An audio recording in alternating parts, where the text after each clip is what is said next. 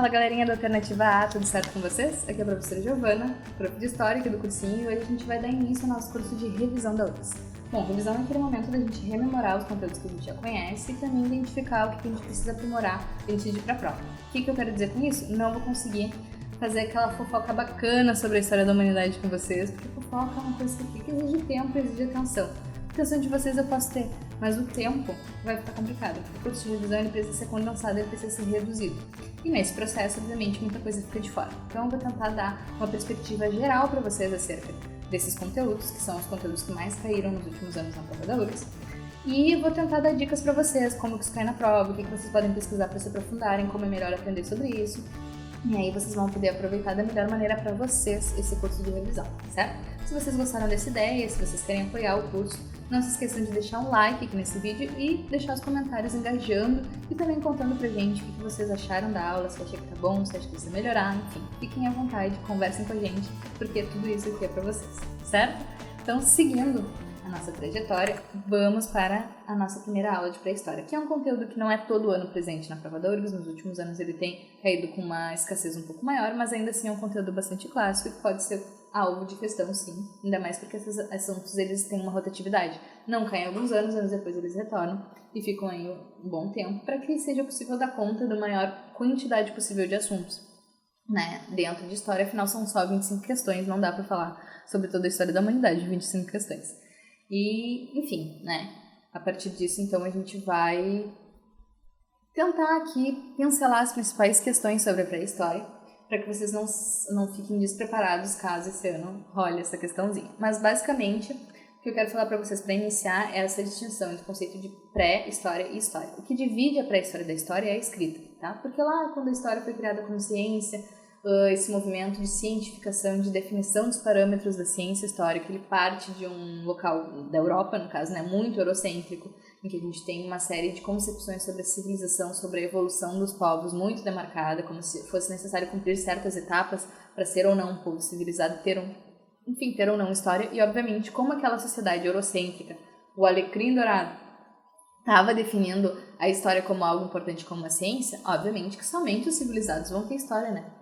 Os não civilizados não teriam história. Então, os povos que não têm escrita, por exemplo, que seria um critério básico para rememorar e para passar os acontecimentos do passado para gerações futuras, esses povos não teriam história.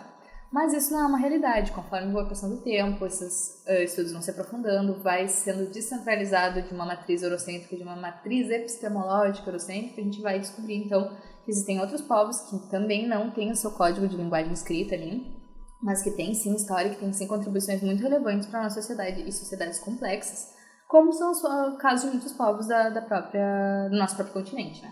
Mas enfim, só para que vocês fiquem demarcados a essa distinção entre pré-história e história. Bom, iniciando pelos nossos ancestrais, então vamos conhecer um pouco sobre os nossos ancestrais. Aqui nessa imagem eu trago uma imagem bem variada, com vários ancestrais diferentes. Ali eu comentei alguns para vocês, Australopithecus, Homo erectus, Homo sapiens sapiens. O que está na frente seria uma representação então desse Homo sapiens sapiens. Mas só para que vocês tenham uma noção mesmo dessa variedade. O que é importante falar inicialmente é tratar a África como nosso local de origem, tá?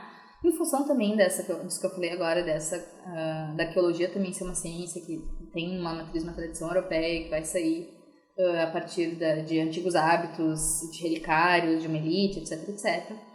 A gente vai também ter muitos marcos a serem trabalhados ao longo dos anos para que chegassem nas concepções que a gente tem hoje. Uma delas é a própria dificuldade de admitir a África como nosso local de origem, como berço da humanidade, porque isso significava colocar o continente europeu, lá durante o século XIX, né, em 1800 e pouco, o continente europeu não, o continente africano, numa posição de destaque, um pleno ambiente de dominação do continente africano, né? Então essa dominação se estende até os momentos que na realidade, assim, a gente vai definir esse local de origem mais no século XX mesmo, tá? Mas pensar a África do século XIX ao século XX, século XXI, enfim, ainda é muito difícil em função de toda uma trajetória histórica que a gente tem de colocar esse continente como origem, como central, como um local em que produziu a nossa espécie. E esse é um local realmente muito importante. Então, houveram disputas, né, sempre para preterir essa teoria. Obviamente que não por cientistas sérios e que estavam preocupados com essa contribuição, né? Mas é que foi um choque para a comunidade naquele período tratar a África como esse local de origem e ir descobrindo essas evidências cada vez mais fortes, cada vez mais consistentes de que, de fato, até então, até o momento de hoje, a África é o berço da humanidade, tá? Por quê? Isso foi possível identificar. Primeiramente, a gente tem uma ideia de um DNA mãe, né, que teria vindo a partir da África e que foi encontrado em diversos fósseis ao redor do mundo, ou seja, esses fósseis se dispersaram, né, foram para outros locais, reproduziram, evoluíram, mas essa matriz de DNA corresponde aos fósseis encontrados no continente africano e fazendo essa correlação é possível concluir que aquela espécie tem origem, né, dessa outra espécie que estaria no continente africano originalmente, tá? Então, essa é uma das evidências possíveis. Para além disso, a gente tem também os ancestrais e fósseis mais antigos encontrados no continente africano. Então, as datações mais antigas desses ancestrais são também ancestrais encontrados no continente africano. E, por fim, o nosso fóssil Homo sapiens mais antigo, há cerca de 160 mil anos antes de Cristo, tem também essa ideia do Homo sapiens sapiens, né, como originário da África, ou seja, a gente tem os ancestrais mais antigos que se desenvolvem em África, a gente tem essa evolução, enfim, isso acontece, a gente tem o Homo sapiens sapiens se desenvolvendo em África, que é o nosso ancestral mais próximo antes de nos tornarmos humanos modernos, né? E a gente tem a questão da matriz genética do DNA, entre outras comprovações, tá? Então, a gente tem a África como nosso local de origem. E a partir da África, esses seres humanos ancestrais, eles vão se deslocar para os outros continentes. E isso é explicado por meio das teorias de dispersão. Cerca de 130 mil anos atrás, como vocês podem ver ali no slide, a gente tem uma dispersão que vai em direção à Oceania. Essa seria a princípio mais antiga, tá? Então, ela vai descer da África e ir para o continente, para a Oceania. Há cerca de 50 mil anos atrás, a gente tem uma segunda dispersão que vai pelo norte da África, vai entrar a Eurásia, ou seja, a união do continente europeu com o asiático, em função das outras conformações territoriais que a gente tinha lá nos períodos anteriores, né, nas eras geológicas anteriores. A gente vai ter, então, essa migração para a Eurásia, vai atravessar o continente asiático, e aí vai ter duas possibilidades de chegada pela América, né, ali, entre 100 mil e 15 mil anos. A gente vai ter a possibilidade inicial ali da entrada por essa linha que vai pela Eurásia, tá? E aí vai atravessar o continente asiático, vai descer pelo Alasca, atingindo o continente americano, né? E descendo para as Américas. E a gente vai ter também a possibilidade dessa onda que desce pela Oceania de ir pelo outro lado, pelo litoral, ali onde fica o Chile, Bolívia e Peru. A gente vai ter ali a possibilidade da Oceania aí, em função, saindo da Oceania e adentrando ali o litoral do continente americano, tá? Seguimos então aqui com algumas imagens. Essa imagem ela vai trazer para vocês essas duas possibilidades de dispersão, né? A expansão do homem a partir da África. Em azul vai ter essa trajetória até a Oceania. Não sei se vocês estão conseguindo ver direito os continentes, mas os pontinhos iniciais ali são da África, vai descendo até chegar à Oceania. E o ponto vermelho ali, ele vai ir em direção à migração pela Eurásia, tá? Vai sair pelo norte da África, vai atingir a Eurásia, vai atravessar e vai, como eu falei, chegar nas Américas pela outra ponta. Certo, pessoal? Mas agora nós vamos para o assunto realmente mais importante, tá? Que é as tecnologias. O que possibilitou que os nossos ancestrais realizassem essas invenções tecnológicas e se aprimorassem, fizessem realmente a sua adaptação aos ambientes e evoluíssem cada vez mais, tá? Isso vai ser o ponto principal de questões, tá? Ou perguntando o que aconteceu no Paleolítico, ou no Neolítico, qual ferramenta que foi desenvolvida, enfim, esses assuntos aqui são os principais, tá? Então prestem bastante atenção, se vocês não souberem de algo que eu tô falando aqui, o que eu acredito que não, porque vocês são bem espertinhos, estão só dando essa revisada aqui, né? Bom, se vocês não souberem isso, vocês têm que ir atrás de uma informação mais profunda, tá? Mas a princípio o que eu vou dizer para vocês aqui é o suficiente. A gente tem essa noção de desenvolvimento inicial acontecendo a partir da nossa diferencial, né? Nossa capacidade cerebral de raciocínio. Isso é algo que nós temos particular na nossa espécie. E isso vai possibilitar que a gente chegasse em todos os outros caminhos a partir daquilo. Certo? Então, essa capacidade cerebral de raciocínio é o que inicialmente vai nos diferenciar e vai possibilitar que nós tomássemos o caminho evolutivo que nós tomamos. Além disso, a criação de tecnologias dessas ferramentas facilitadoras também melhorou muito nossa qualidade de vida.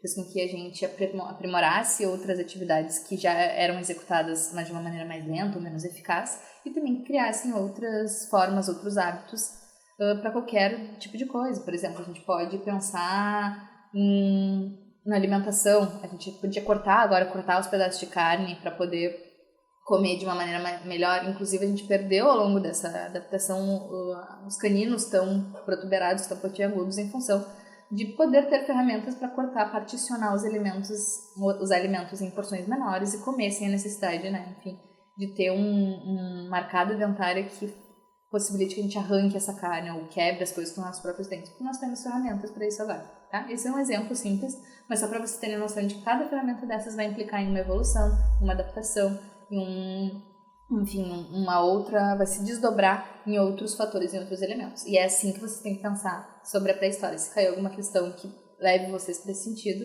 então pensem que as ferramentas são a base para que a gente pudesse ter outras várias características evolutivas a partir daí. Como a própria alimentação que eu falei para vocês agora, uma alimentação com maior qualidade, com mais proteína, mais diversificada, ela tem o quê? A possibilidade de melhorar o nosso organismo, né? E oferecer ao nosso cérebro, por exemplo, um desenvolvimento muito melhor. E isso vai combinar diretamente na ampliação da nossa cognição, que é o responsável por toda a nossa capacidade pensante, né? Inclusive pelo ímpeto de desenvolver novas tecnologias. Isso vai ser importante durante toda a nossa adaptação. E até hoje é importante, né? Cognição, inteligência é algo que a gente luta muito para conseguir aqui, né? No sentido de, enfim, é algo muito consolidado na nossa sociedade. Nós precisamos aprender, nós precisamos transmitir o que a gente já sabe para que a gente vá sempre além, tá? Então, essa noção, ela permanece ao longo dos milhões e milhões de anos que nos separam.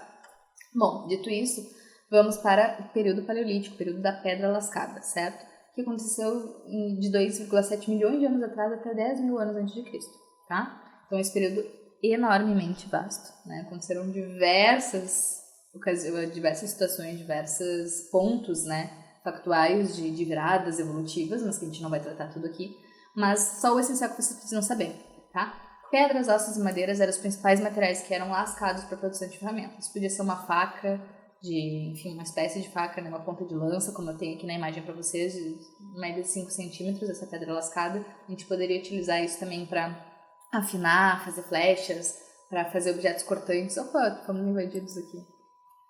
Pronto, voltamos. A gente pode fazer objetos cortantes com essas pedras lascadas para cortar a pele de animais, poder se agasalhar no inverno, enfim, várias possibilidades, né, para se pensar também em relação a isso. Nomadismo em bandos, tá? Então, nesse momento, a gente tinha pequenos grupos se deslocando temporalmente para espaços em que tinham recursos naturais, tinha possibilidade de pesca, tinha possibilidade de uma árvore, tinha frutas, né? E aí, quando aquele recurso natural se esgotava, não de uma maneira nociva ao ambiente, né? Realmente só estava dada a época, eles faziam o deslocamento para outras regiões em que pudesse fornecer a subsistência que eles necessitavam. Então, essa ideia, o nomadismo, a migração em bandos pequenos. Essa era a conformação daquelas sociedades, tá? E a pintura rupestre é uma das tecnologias extremamente importantes desse período. Por quê? Porque ela nos revela muitas coisas sobre os hábitos daquela população. Ela é entendida também como uma forma cultural, ou seja, uma coisa muito mais elaborada, porque aí sim, realmente só os seres humanos, né, só os nossos ancestrais e nós que possuímos a capacidade de desenvolver uma cultura, né, por meio da arte, por meio de diversas formas que a gente vai poder elaborar esses pontos de cultura, né. Porque a pintura rupestre, ela, como eu falei para vocês, ela, além de ser complexa, ou seja, de exigir uma habilidade manual, uma perspectiva, uma noção de cor, ela também era utilizada em momentos, digamos assim, de descontração, ou ela revelava, por exemplo, hábitos importantes da sociedade, hábitos de pesca, de caça, os animais que existiam naquela época, quem eram as pessoas importantes naquele grupo, né? Então, tudo isso a gente pode perceber por meio da expressão através da pintura rupestre, tá? Aqui eu tenho algumas pinturas para mostrar para vocês. A gente tem a primeira, que é a pintura na caverna de Lascaux, que é na França. E essa caverna tem muitas pinturas rupestres, inclusive a seção desse link, que vocês vão ter que copiar o nome aí, mas que vale super a pena. Só joga no Google Lascaux Tour Visita, enfim. E aí vocês vão poder acessar como um tour pela internet, como se fosse aqueles mapas do Google, sabe? Tudo que tá ali naquelas cavernas, todas as pinturas rupestres, é realmente incrível. Isso aqui que eu mostrei pra vocês, esse animal que é representado simbolicamente aqui, não é nem um terço da magnitude do que tem. E eu recomendo muito que vocês olhem até para fixar melhor esse conteúdo, para vocês terem noção. E tentem desvendar as imagens, isso é muito legal. E faz com que a gente aprenda cada vez mais sobre o período pré-histórico. Por exemplo, agora ao lado a gente tem uma pintura rupestre já do Neolítico, tá? E essa pintura foi encontrada na Argélia e ela revela um bando de vacas, de bois, né, de gado ali. E ele está sendo tratado, esse gado está sendo domesticado numa tarefa ali com as pessoas da comunidade, desse grupo em torno, né? Então, tentando interpretar essas imagens, a gente vai reforçando na nossa cabeça quais eram as possibilidades tecnológicas daqueles grupos, quais eram os hábitos daqueles grupos, e a gente não precisa ficar lendo o texto o tempo inteiro sobre isso, tá? Então, acho uma boa maneira de estudar, ir atrás das pinturas rupestres, ler o que é escrito sobre elas, tentar, então, entender e interpretar, beleza? Neolítico. Aqui, nessa imagem, eu tenho para vocês uma imagem do filme A Guerra do Fogo, de 1981, que é um filme excepcional que fala sobre uma das tecnologias mais importantes, que foi a descoberta e o manuseio, né, do fogo. Esse filme, ele trata sobre um grupo que descobre o fogo e o outro que é dominado por esse grupo que vai ter um poder agora maior tecnológico de influência em função desse domínio. Ele também é um filme muito engraçado, porque são tecnologias de efeitos especiais bastante antigas, né, então tem esse contraste engraçado da gente olhar e ficar tipo, meu Deus do céu, real. Será que isso é engraçado? Será que eu posso rir? Mas, de uma maneira geral, é um filme que traz muitas informações, realmente. E é outro jeito, mais uma vez, de estudar para além dos livros, né? Vocês não precisam ficar sempre lendo. Tem coisas que podem ser compreendidas, que podem ser estudadas, podem ser entendidas de outras maneiras. E se vocês tiverem um pouquinho de paciência, por ser um filme antigo, mas também muita disposição para olhar esse filme e, claro, perdoar alguns possíveis efeitos técnicos meio trapalhões, meio bobalhões, né? Eu acho uma experiência muito legal para vocês fixarem esse conteúdo, tá? Mas seguindo aqui no Neolítico, a gente tem as duas eras, que é a Era da Pedra Polida, né? A Idade da Pedra Polida e a Idade dos Metais, tá? De 10.000 a.C. a 4.000 a.C. vai se desenvolver o período da Pedra Polida, que é um período um pouco mais aperfeiçoado do que o anterior. São tecnologias mais aperfeiçoadas, mais complexificadas. E o início aí do que a gente vai ter nas sociedades, nas civilizações antigas, tá? Começando pelo principal, que é a agricultura e a criação de animais, tá? Com essas tecnologias desenvolvidas, com a domesticação dos animais e com o desenvolvimento das habilidades de agricultura, a gente vai ter o que a gente chama de Revolução Neolítica. Tá? E nesse sentido, o que é basicamente a Revolução Agrícola, a Revolução Neolítica? É justamente o domínio e o aperfeiçoamento das técnicas de agricultura que vão proporcionar uma produção muito mais estável, ou seja, a garantia de alimento, fortalecendo as populações e aumentando o número desses bandos, tá? E, por consequência, também produzindo um excedente de alimentos. Esse excedente de alimentos vai permitir que essas populações também se complexifiquem ainda mais, porque se a gente tem uma população que planta e ela só planta e ela não faz mais nada, a gente perde também outros graus de uma organização social, certo? Se a gente tem agora uma população que planta e consegue guardar um excedente, a gente tira um pouco dessa população que planta e consegue deslocar ela para outras atividades, até atividades culturais e religiosas, conforme a complexificação for acontecendo, tá? O que eu quero dizer com isso? Foi do dia pra noite? Plantamos uma árvore e agora somos uma civilização. Não, né? Não vai acontecer assim. É ao longo de todos esses anos que a gente está conversando que vai acontecer essa possibilidade. E a revolução, nesse sentido, ela é um ponto de virada, mas não algo que acontece do dia pra noite, tá? Então, cuidado com isso. Tudo isso que eu falei agora acontece, mas não rapidamente, como eu descrevi para vocês. É ao longo dos séculos, ao longo do tempo, certo? Seguimos aqui. Por consequência de tudo isso que eu conversei com vocês agora, a gente tem também o seminomadismo e o sedentarismo. Na realidade, aqui a gente não estabelece uma prioridade de um primeiro ou outro primeiro, até porque são variados povos, variadas possibilidades, mas as duas coisas são importantes para a Revolução Neolítica, tanto a domesticação e a função de estar em um único local, tá? E a gente tem, então, esses grupos aumentando, né? Ou seja, com maior quantidade de pessoas fica mais difícil de migrar, tão longínquamente, assim, tantos quilômetros, digamos assim. E aí a gente vai diminuindo a intensidade dessas migrações até que elas sejam fixadas, até que essas populações sejam fixadas, certo? E aí a gente vai ter o desenvolvimento da agricultura, da criação de animais e tudo mais. Então, assim, havia a noção de agricultura e havia o seminomadismo. Aí havia o sedentarismo e havia, de fato, uma agricultura, uma população que se estabelece. A partir de então, sim, vale a pena domesticar esses animais, entendeu? Mas também havia grupos que migravam com suas meia dúzia de animais. Então, isso tudo é muito variante. Mas a ordem dos fatos não altera, o resultado não altera o produto aqui, que é a Revolução Neolítica, tá?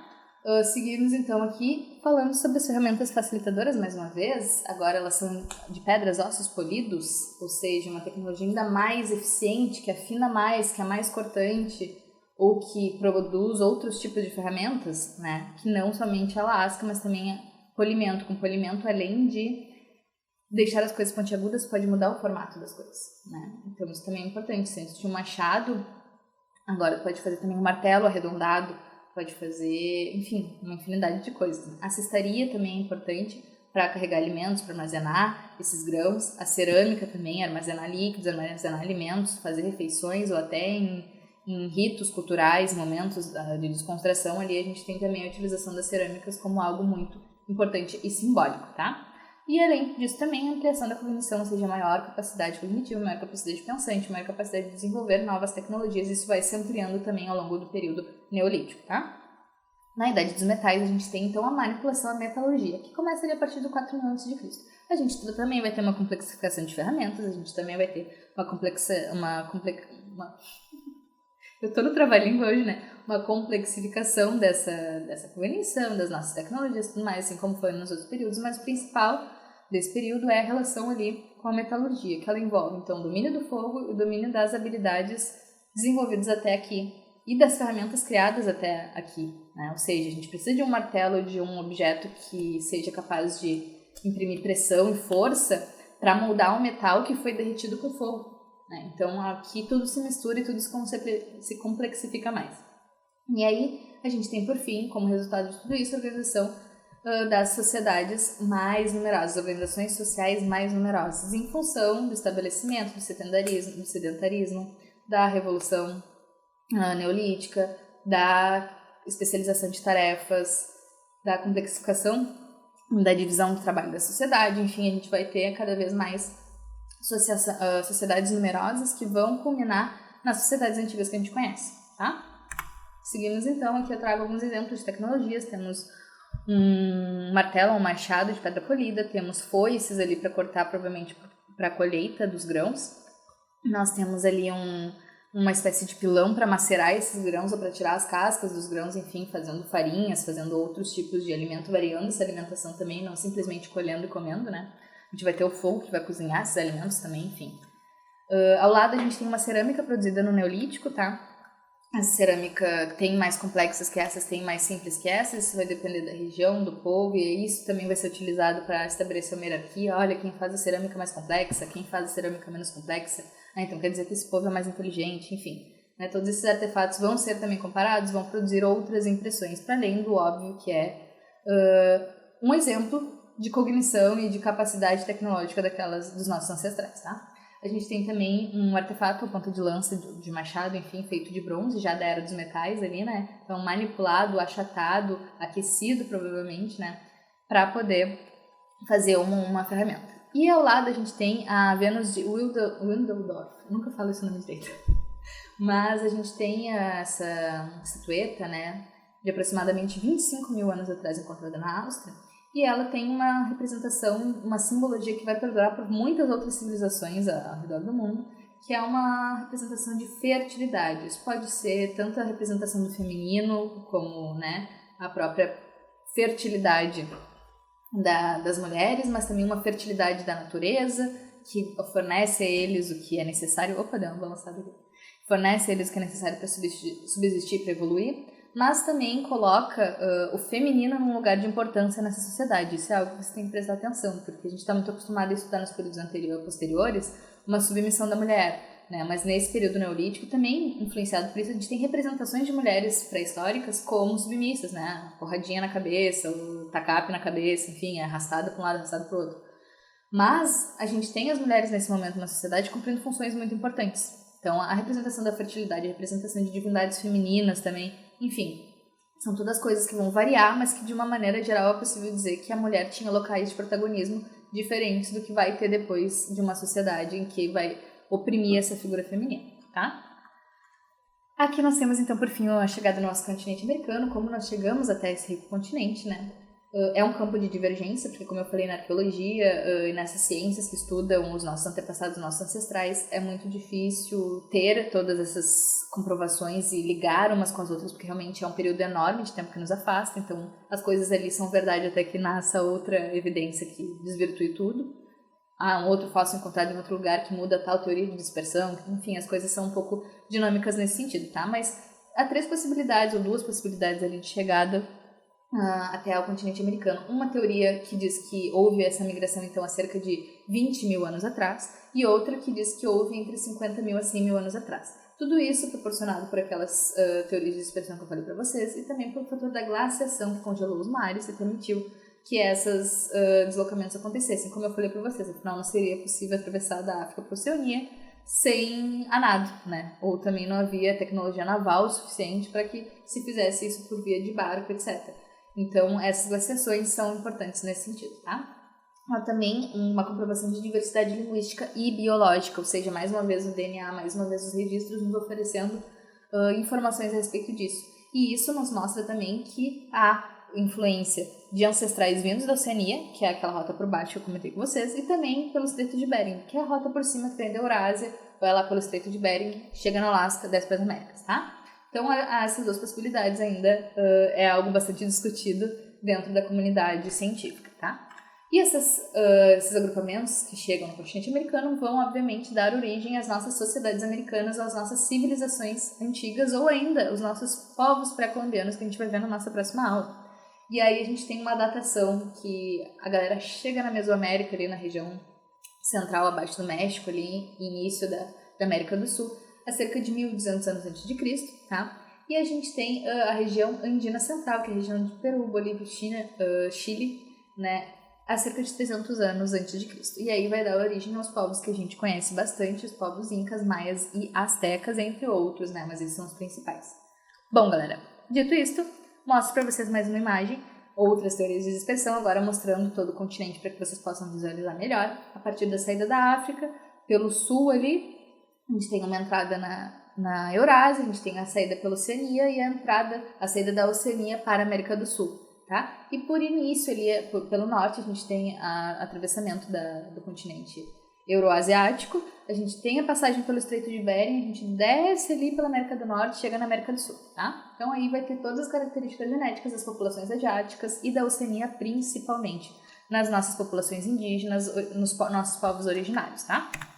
Agora vamos para a nossa questão e encerrar a nossa aulinha de hoje, só para ver, fixar aqui o que a gente aprendeu, se ficou bem nítido o nosso conteúdo. E é bom, né, pegar a questãozinha da prova que a gente vai realizar, que aí não tem erro, a gente conhece cada vez melhor. Vamos à leitura da questão. A denominação Revolução Neolítica, cunhada nos anos 60 pelo arqueólogo Gordon Childe, refere-se a uma série de intensas transformações. Entre essas mudanças é correto citar. Então o que essa questão quer da gente? Está dizendo que houve Revolução Neolítica, que eu acabei de falar para vocês, tá? E que essa Revolução Neolítica, ela faz referência a uma série de transformações, tá? E entre essas transformações é correto citar. Ou seja, o que pode estar aí dentro? E aqui podia ser qualquer coisa, qualquer uma das características que eu falei para vocês podia caber. Vamos ver o que eles escolheram para representar o período neolítico, tá? Alternativa A. A criação do poder político centralizado associado ao domínio do poder religioso. A noção de uma distinção de um poder político e de um poder religioso, ela vai se complexificando e vai se dar, de fato, mais para frente, tá? Mais no período já perto das civilizações antigas. Com a revolução, ou no processo de revolução neolítica, essa não é uma reação imediata. Como eu falei para vocês, todas aquelas evoluções elas vão acontecendo ao longo dos anos, mas não necessariamente aconteceu a revolução, aconteceu o domínio, e a gente já vai estar vendo essas características naquela sociedade. Não, ainda vai demorar um tempo para que isso aconteça. Então, a alternativa A está incorreta. Alternativa B. O desenvolvimento de conglomerados urbanos baseados no trabalho escravo. Gente, também, mesma coisa, né? Isso aí vai ser uma característica que a gente vai encontrar, pode associar ao período da antiguidade, mas ainda vai demorar um bom tempo e a gente não pode ter como alternativa representante da Revolução Neolítica essa característica aqui que vai se desenvolver só mais pra frente, tá? Alternativa C. A instituição privada de terras com cultivo de cereais e criação de animais. A privatização de terras é um assunto também que vai ficar pro futuro nesse sentido, tá? Tudo aqui era comunal, tudo era construído para a comunidade, para a sobrevivência do grupo. A gente não vai ter a noção de privatização nem de terras, nem de nada, nem de alimento, tá? A gente vai ter uma divisão social, uma diversificação desse trabalho, mas não necessariamente isso vai culminar numa privatização. Isso aí é assunto lá para os séculos futuros, aí, depois da Idade Moderna, tá? Alternativa D. O surgimento da divisão natural do trabalho com a atribuição do papel produtivo relevante à mulher. Acabei de falar isso para vocês, né? Então essa é a nossa alternativa correta. há sim, em função da domesticação dos animais e das plantas, a possibilidade de uma divisão natural desse trabalho, certo? De pessoas ocupando funções distintas, não se dedicando somente, exclusivamente para uma atividade principal, que era a alimentação, que era a agricultura. Agora a gente vai ter uma diversificação e etapas, inclusive, nessa produção. Inclusive vai ter as mulheres que vão, inclusive falando sobre o papel produtivo relevante da mulher, né? As mulheres vão ter essa relação com a produção, tá? Tanto numa produção que a gente pode pensar, uma produção e reprodução de população, né, de ancestrais, mas também um papel produtivo diretamente ligado ao sustento e à existência daquela comunidade, daquele grupo sedentário, tá? Então a mulher vai ter um papel de destaque nessas funções, vai ter um papel importante nessas funções, como eu comentei anteriormente para vocês, e essas funções agora elas vão ser mais diversificadas, mais setorizadas, certo? Essa é a nossa alternativa correta. Mas vamos ver a alternativa aí também para ver o que mais a gente pode aprender. A transição da economia de subsistência para uma economia industrial.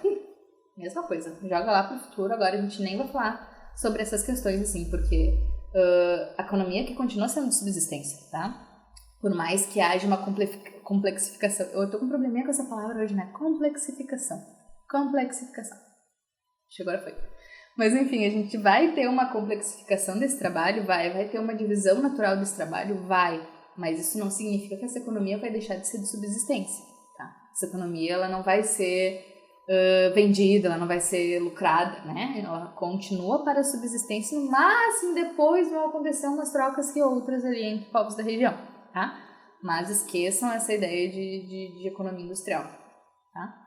Então, reforçando, né, a dominação ou a denominação, né, Revolução Neolítica, pode se referir ao surgimento da divisão natural do trabalho com a atribuição de papel produtivo relevante à mulher. Tranquilo, galera? Espero que tenha ficado bem entendido para vocês. A nossa próxima aula vai ser sobre as civilizações antigas na América. Não deixem de dar o like nesse vídeo, de deixar os comentários, como eu comentei com vocês anteriormente. E ficamos por aqui hoje. Até a próxima. Tchau, tchau.